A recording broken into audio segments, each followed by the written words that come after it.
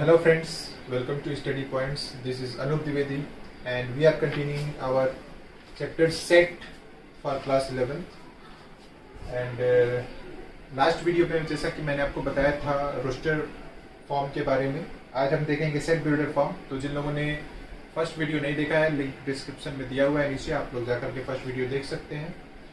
और यहाँ पे हम देखेंगे कि सेट बिल्डर फॉर्म में हम किस तरह से रिप्रेजेंट करते हैं एलिमेंट्स को। दो तरह से आपको रिप्रेजेंट दो तरह से आपको सेट मिल सकता है, कलेक्शन मिल सकता है क्वेश्चन सॉल्यूशन करने के लिए। तो रोस्टर फॉर्म देख लीजिएगा, रोस्टर फॉर्म में कैसे लिखते हैं। यहाँ पे भी जैसे ऐसे लिखा हुआ है, रोस्टर फॉर्म में लिखा हुआ है। तो रोस्टर फॉर्म में क्या होता है, रोस्टर फॉर्म क्या होता है, कैसे लिखा जाता है, इसके लिए पहला वीडियो आप देखिएगा। देखते हैं दूसरा set builder form. Set builder form क्या होता है? तो सेट बिल्डर फॉर्म पहले क्या होता है जान लीजिए, जिसमें जो है कोई भी एलिमेंट लिखा जाता है वो पहले सेंटेंस में रखा जाता है और वो सेंटेंस एक सेम प्रॉपर्टी बताता है। ठीक है, उसके सभी एलिमेंट्स एक सेम प्रॉपर्टी बताते हैं, बाहर का कोई भी एलिमेंट वैसी दूसरी प्रॉपर्टी नहीं रखता है। ठीक है, ऐसे सभी सेट्स को हम सेट बिल्डर फॉर्म में लिखते हैं। तो एक बात हमेशा ध्यान में रखिएगा, ये बाउंड है कि हम कोई भी सेंटेंस लिख रहे हैं तो बाहर का कोई भी चीज अब उसमें आकर के इंक्लूड नहीं होगा। ठीक है, कोई दूसरी प्रॉपर्टी नहीं रखी जाएगी। तो देखिए इस कंडीशन में, जैसे एग्जांपल के लिए हमने लिया था वी वॉवेल का सेट लिया था रोस्टर फॉर्म में, ए e i o you.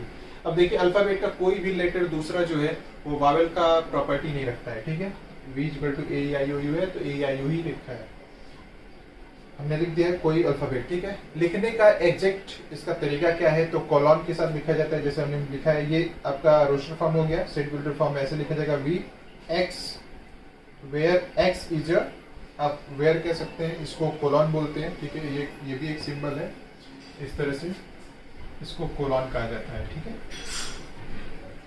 Colon कहा जाता है और कर्ली ब्रैकेट में या बिग ब्रैकेट में आप लिख सकते हैं, कोई बाउंडेशन नहीं होता है। तो इसमें x where x is a vowel in English alphabet. ठीक है, एक्स पहले बता दिया कि ये जो है सभी किसके जैसे, एक्स की जगह पे एक्स, जहाँ पे एक्स जो है, एक्स कोई भी आर्बिट्रेरी होता है, कुछ भी आप लिख सकते हैं। ए भी लिख सकते हैं, ई भी लिख सकते हैं, आई भी लिख सकते हैं, ओ यू कुछ भी लिख सकते हैं। एक्स वैसे लिखा जाता है सभी क्वेश्चंस में। तो आप लिख सकते हैं x where x is vowel in English alphabet, और जैसा मैंने बताया ये कोलॉन होता है। ठीक है, कोलॉन होता है। वैसे ही आप जरा लिख के दिखाइएगा रोस्टर में, जैसे A x where x is an odd natural number, कोई एक ऑड नेचुरल नंबर का सेट है। ठीक है, जैसे मान लीजिए 1 3 5 7 9 डैश अप टू लिख दिया, तो वो ऑड नेचुरल नंबर का सेट हो जाएगा रोस्टर में, और उसको हम सेट बिल्डर फॉर्म में कुछ इस तरह से लिखेंगे। तो एक बार लिख करके देखिएगा, ठीक है, सही या नहीं है। चलिए कुछ एग्जांपल्स देख लेते हैं। जैसे राइटिंग सेट बिल्डर फॉर्म में हमको एक सेट दिया हुआ है, ये रोस्टर फॉर्म में दिया है, 1 4 9 6 15 दिया हुआ है, अप टू जहाँ तो कोई इनफाइनाइट तक हो। इसको हमें सेट बिल्डर फॉर्म में करना है। तो सबसे पहले देखेंगे किस प्रॉपर्टी, कौन सी प्रॉपर्टी रखता है। तो 4 है, 1 है, 9 है, 16, ये सभी एक परफेक्ट स्क्वायर से। ठीक है, या square of a natural number है, किसी नेचुरल नंबर की स्क्वायर है।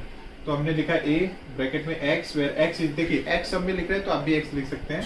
अगर एक्स मान लीजिए क्वेश्चन में कहीं एक्स आ जाता है तो आप उसके पास जगह पे वाई रख सकते हैं, टी रख सकते हैं, कुछ भी रख सकते हैं, ए रख सकते हैं। X where x is a perfect square. ठीक है, सेट ऑफ परफेक्ट स्क्वायर। उसी तरह से थोड़ा सा कुछ फिगर्स पे एग्जांपल ले लेते हैं। जैसे सेट 1/2 2/3 3/4 4/5 5/6 6/7 है। तो आप सीधे सीधे इसकी प्रॉपर्टी पे जाइए, क्या इसमें चेंजेस हैं। तो अगर हम रखें कि 1/2 है, फिर 2/3 है, देखिए डिनोमिनेटर चेंज हो रहा है। 1 2 3 4 5 6, न्यूमरेटर 1 से लेके 6 तक है, न्यूमरेटर जो है वो 1 से लेके 6 तक है, और डिनोमिनेटर जो है वो 1 बड़ा है, एक अधिक है न्यूमरेटर से। तो हम लिख सकते हैं x where x is equal to n, numerator upon numerator plus 1, यानी न्यूमरेटर न्यूमरेटर से एक ज्यादा है। Where n belongs to natural number, belongs to मैंने आपको बताया था, बिलोंग्स टू ये सिंबल होता है ग्रीक सिंबल एप्सिलॉन का, जिसे हम बिलोंग्स टू कहते हैं। N belongs to natural number, n जो है एक नेचुरल नंबर है, 1 2 3 4 5 6 सभी नेचुरल नंबर्स ही हैं। और जहाँ एन जो है वो ग्रेटर देन इक्वल टू 1 है, 1 से लेके 6 के बीच में। तो जब बीच में लिखा जाता है या बराबर लिखा जाता है तो इसके भी नीचे बराबर रहेगा, ये 6 लिखा था। 1 से लेके 6 तक एन है नेचुरल नंबर, और डिनोमिनेटर जो है एन से बड़ा है। तो कुछ ये लिखने का तरीका होता है सेट बिल्डर फॉर्म का। तो मैंने जो भी आपको समझाया उससे रिलेटेड सारे क्वेश्चन एनसीईआरटी एक्सरसाइज 1.1 में दिए हुए हैं। अभी लॉकडाउन में अगर कुछ बच्चों के पास बुक्स नहीं होंगी तो आप लोग प्ले स्टोर से एनसीईआरटी का ऐप डाउनलोड करके वहाँ से बुक जो है पूरी एनसीईआरटी के हर एक क्लास की बुक, हर एक सब्जेक्ट की बुक आप वहाँ से डाउनलोड कर सकते हैं मोबाइल में पीडीएफ फॉर्म में, और वहाँ से आप ये एक्सरसाइज सॉल्व करने की कोशिश करिएगा। बड़ा मजा आएगा। रोस्टर फॉर्म और सेट बिल्डर फॉर्म में चेंज करने के लिए दिया रहेगा। आपको वहाँ पे अपने क्लास 9-10 में आपने जो भी पढ़ा, जो भी नंबर्स की प्रॉपर्टीज पढ़ी, वो प्रॉपर्टीज आपको देखने को मिलेंगी सेट बिल्डर फॉर्म में और रोस्टर फॉर्म में, ठीक है। और अगर कोई क्वेश्चन आपको प्रॉब्लम होती है किसी क्वेश्चन में तो आप क्वेश्चन नंबर और एक्सरसाइज और क्वेश्चन नंबर आप कमेंट बॉक्स में डाल दीजिएगा। मैं उस क्वेश्चन को भी अपने नेक्स्ट वीडियो में एक्सप्लेन कर दूंगा, या इस नेक्स्ट वीडियो में या नेक्स्ट टॉपिक में भी मैं शुरुआत में आते ही एक्सप्लेन कर दूंगा। ऐसा हम लोग फॉर्मेट एक रखेंगे क्वेश्चंस का। तो अब हम देखेंगे एम्प्टी सेट के बारे में। एम्प्टी सेट क्या होता है? एम्प्टी का मतलब आपको पता ही है, कुछ नहीं, खाली। तो कुछ ऐसा ही होता है। तो इसे हम एम्प्टी सेट कहते हैं, नल सेट कहते हैं, वाइड सेट कहते हैं, ठीक है। VOID वाइड सेट कहते हैं। इसको डिनोट किया जाता है फाई से। ये भी एक ग्रीक लेटर है, सिंबल है फाई, या फिर एक ब्रैकेट लिख करके उसमें कुछ नहीं लिखेंगे, that will be the empty set. कहने का मतलब क्या होता है? जैसे मान लीजिए मैं आपसे कहूँ कि आप रोस्टर फॉर्म में या फिर सेट बिल्डर फॉर्म में अपने क्लास 11th के स्टूडेंट्स का नंबर लिखिए या नाम लिखिए, तो वहाँ पे कुछ ना कुछ जरूर आप लिखेंगे, ठीक है। ब्रैकेट के अंदर जरूर ना कुछ लिखेंगे, अपना नाम लिखेंगे, अपने 4-5 दोस्तों का नाम लिखेंगे, सब कुछ लिखेंगे। लेकिन मैं ये कहूँ कि आप अपने स्कूल में जाइए और ऐसे स्टूडेंट्स का एक सेट बनाइए जो 9th में भी पढ़ते हो, 11th में भी पढ़ते हो। तो क्या ये पॉसिबल है? मतलब जो स्टूडेंट 9th में पढ़ रहा है वो 11th में पढ़े, या जो 11th में पढ़ रहा है वो 9th में पढ़े? पॉसिबल नहीं है। तो ऐसे सेट को रिप्रेजेंट करने के लिए हम एम्प्टी सेट का प्रयोग करते हैं, जिसे एम्प्टी सेट या नल सेट बोलते हैं या वाइड सेट बोलते हैं, ठीक है। डेफिनेशन बता दिया। जैसे एग्जांपल के लिए ले ले x is an even prime number greater than 2। आपको पता है इवन प्राइम नंबर क्या होता है, उसकी प्रॉपर्टी क्या होती है। इवन प्राइम नंबर 2 होता है। अगर इससे बड़ा कोई हम इवन नंबर सिर्फ लाना चाहे तो भाई हो सकता है 4 हो सकता है, 6 हो सकता है, 8 हो सकता है, 10 हो सकता है। लेकिन इवन प्राइम नंबर की बात हो रही है, तो प्राइम नंबर आ जा रहा है, तो प्राइम नंबर में सिर्फ 2 ही आता है, 2 के बाद कोई भी इवन नहीं होता है। तो उसके बाद 2 के बाद अगर कोई पूछ रहा है तो वो एम्प्टी सेट हो जाएगा, ठीक है। देखिए क्लास इसमें अगर आप लोगों को वो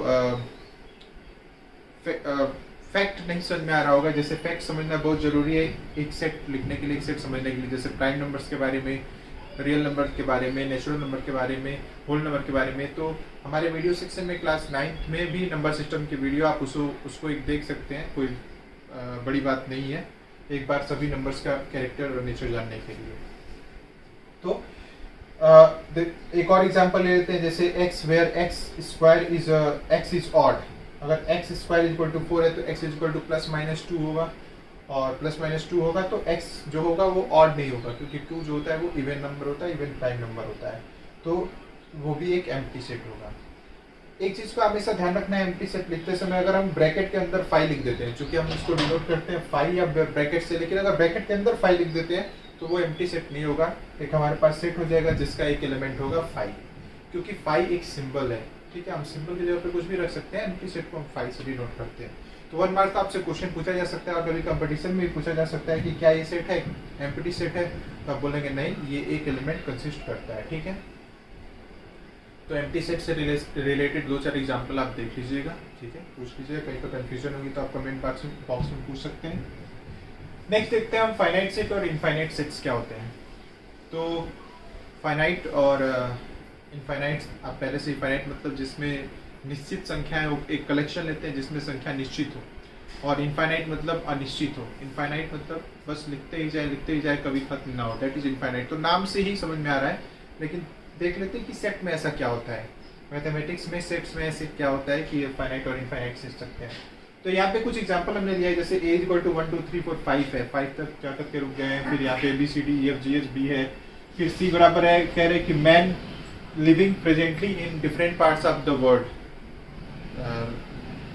पूरे वर्ल्ड में सभी पार्ट्स में रहने वाले सभी लोगों का सेट है। तो कैसे बताएंगे इसको? तो सीधी सीधी बात है कि ये तीनों जो होंगे वो कुछ ना कुछ निश्चित संख्या में होंगे। जैसे इसमें 5 संख्या है, 5 एलिमेंट्स हैं, इसमें 6 एलिमेंट्स हैं, इसमें भी कुछ ना कुछ निश्चित, हम जब सबको काउंट कर लेंगे तो एक निश्चित संख्या हमको मिलेगी। तो ये सभी कहे जाएंगे non empty finite set. Define करेंगे कि एक ऐसा सेट जो कि एम्प्टी हो, ध्यान दीजिएगा, एक ऐसा सेट जो एम्प्टी हो, ठीक है, और उसमें डेफिनिट नंबर ऑफ एलिमेंट्स आते हो, एम्प्टी हो और डेफिनिट नंबर ऑफ एलिमेंट्स आते हो, उसको हम फाइनाइट सेट बोलते हैं। बाकी सभी इनफाइनाइट सेट्स होते हैं, ठीक है। अब जैसे इनफाइनाइट सेट में अगर हमने लिखा 1 2 3 4 और आगे 3 डॉट लगा दिए, इनफाइनाइट सेट में 3 डॉट ही रखा जाता है। अब 4-5 भी लगा सकते हो, लेकिन यहाँ पे 3 डॉट ही रखा जाता है, 3 डॉट्स रखे जाते हैं। तो अब इसके बाद हम कितने भी नंबर्स लिख सकते हैं, तो ये एक इनफाइनाइट सेट हो जाएगा, infinite set of natural numbers. उसके बाद 0 1 2 3 4 5 0 भी लगा दिया तो infinite set of whole numbers. देखिए प्रॉपर्टीज यहाँ पे भी मैं एग्जांपल में ले रहा हूँ, तो प्रॉपर्टीज भी आ जा रही हैं, इस बात का भी आप लोग ध्यान रखिएगा। फिर कह रहे हैं, कुछ कंडीशन दे रहे हैं कि सभी जो इनफाइनाइट सेट होते हैं, सभी जितने भी इनफाइनाइट सेट होते हैं, उनको हम रोस्टेड फॉर्म में नहीं लिख सकते हैं। जैसे set of real numbers, example के तौर पे कहे सेट ऑफ रियल नंबर्स, इसको रोस्टेड फॉर्म में लिखने की कोशिश करो, तो यहाँ पे हम इसको रोस्टेड फॉर्म में नहीं लिख पाएंगे। क्यों? क्योंकि ये जो है एलिमेंट्स जो होंगे रियल नंबर के, वे हर एक जगह पे एक जैसा पैटर्न फॉलो नहीं करेंगे, ठीक है। अगर आपसे पूछा जाता है कि क्यों रोस्टेड फॉर्म में नहीं लिखा जाएगा, तो आप यही जवाब देंगे कि वो हर एक जगह पे एक जैसा पैटर्न फॉलो नहीं करेंगे। जैसे रियल नंबर में आपका रेशनल नंबर भी आ जाता है, इरेशनल नंबर भी आ जाता है, ठीक है। तो कहीं पे रेशनल नंबर की प्रॉपर्टी बताएगा, तो कहीं पे इरेशनल नंबर की प्रॉपर्टी बताएगा। तो इस तरह से वहाँ पे हम पहले बता दिया आपको, बाउंड होता है कंडीशन द्वारा कि सभी एलिमेंट्स सेम प्रॉपर्टी फॉलोड करते हैं, ठीक है। सभी एलिमेंट्स की प्रॉपर्टी सेट होनी चाहिए, सही होनी चाहिए। तो इसीलिए इनफाइनाइट जो कुछ ऐसे सेट्स होते हैं जिनको हम set builder form, roster form में नहीं लिख सकते, ठीक है। तो आई होप आपको समझ में आ गया होगा। एक बार वीडियो पॉज करके इसका स्क्रीनशॉट आप ले सकते हैं।